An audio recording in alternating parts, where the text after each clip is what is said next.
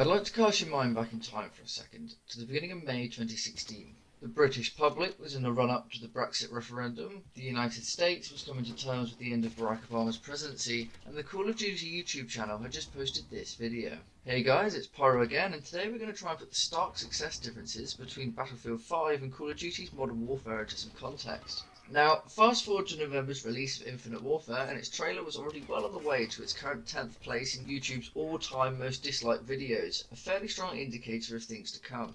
To further damage the Call of Duty franchise's standing, a month previous in October, the gaming community had finally gotten its hands on this bad boy. Teased since the May release trailer, it seemed as if the 2016 and 17 shooter of choice had already been decided before a single megabyte had been downloaded. For copyright reasons, I can't play the audio in the trailer, but I'm sure the opening notes of Seven Nation Army will undoubtedly invoke the nostalgia within you. So, how did we end up where we are now, with Battlefield 5 averaging only 1% of Modern Warfare's average daily player count at 18,000 compared to 2 million, and that doesn't even include Warzone-only players. I personally attribute it to the eras in which the games were set and the relationship the community had with shooters of these eras, which again requires us to explore the context of their release. In case you weren't aware, Call of Duty had a 3-year development cycle where 3 different companies, Treyarch, Infinity Ward and Sledgehammer Games, take it in turns to produce the current year's offering, each developer getting 2 years to design their next installment. This forces them to make a best guess on where the industry is heading and what will be a popular format again in 2 years' time. In 2012, Treyarch sparked a huge shift in the Call of Duty franchise by setting their Black Ops 2 game in the near future. It was radical, it was fresh, and it proved hugely popular.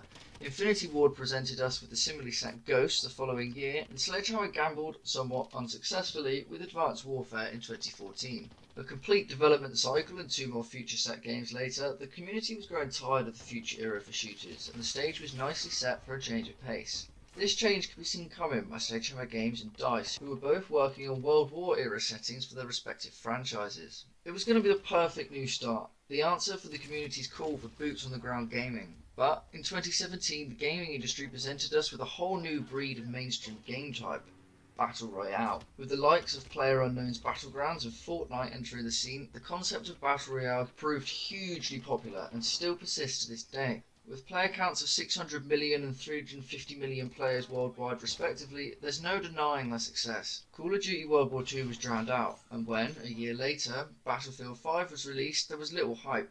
After years of development, it was evident the community didn't want a shooter set in the war, even with the integrated Battle Royale game mode in the form of Firestorm, released in March of the following year. This is reflected in the sales stats, with Battlefield 5 selling only half as many copies as its predecessor at launch.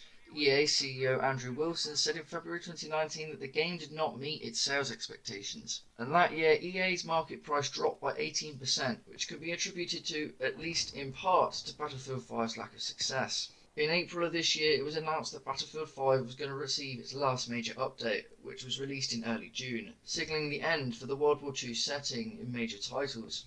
As the gaming industry changed over the latter half of the last decade, Infinity Ward took a different approach.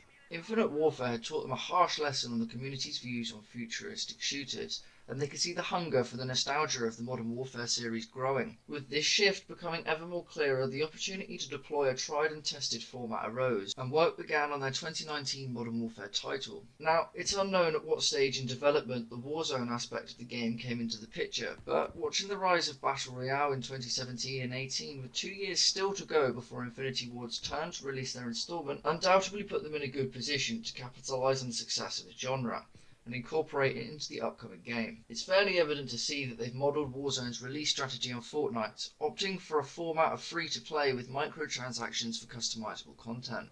As of making this video, Modern Warfare's 4th season has just gotten underway, and it will be interesting to see the development of this installment into the future and how far the support continues for it. As Warzone is a standalone feature in the game, I suspect it will receive support even after Modern Warfare gets its final update. Now, we're fast approaching the reveal for the next installment of the Call of Duty franchise, and with Treyarch submitting its offering this year and confirmation that Alex Mason, the main character in the Black Ops series, is making a return, there is huge speculation that we'll see the return of Black Ops 1's Vietnam setting. This wouldn't be a surprise, as Infinity Ward have already shown us the rewards of returning to its successful roots in the Modern Warfare series. It only leaves us to wonder about Battlefield's next direction. The next Battlefield game has a release date set in 2021, so it's likely to be 2/3 of the way through its development already, and the setting would have been chosen back in 2018. With the context of the gaming industry back then, I suspect we're looking at another modern shooter. However, given the chronology of the last two releases, a mid-20th century game isn't off the cards. With E3 cancelled this year, EA have announced that they will host an online showcase event on June the 18th, which will perhaps give us some insight into the next instalment in the Battlefield series. I look forward to seeing it when the time comes, and will no doubt be making a video should anything be released. I hope today's video has been interesting and perhaps taught you something. I'd like to give a huge shout out to Rob for providing me with some Battlefield 5 footage to use. He's working on some awesome projects in the minute, and I'll link them in the description below. A lot of time and effort goes into researching and producing these videos, so your support is always appreciated. If you enjoyed it, please give it a thumbs up and subscribe if you'd like to see more. As always, thank you so much for watching.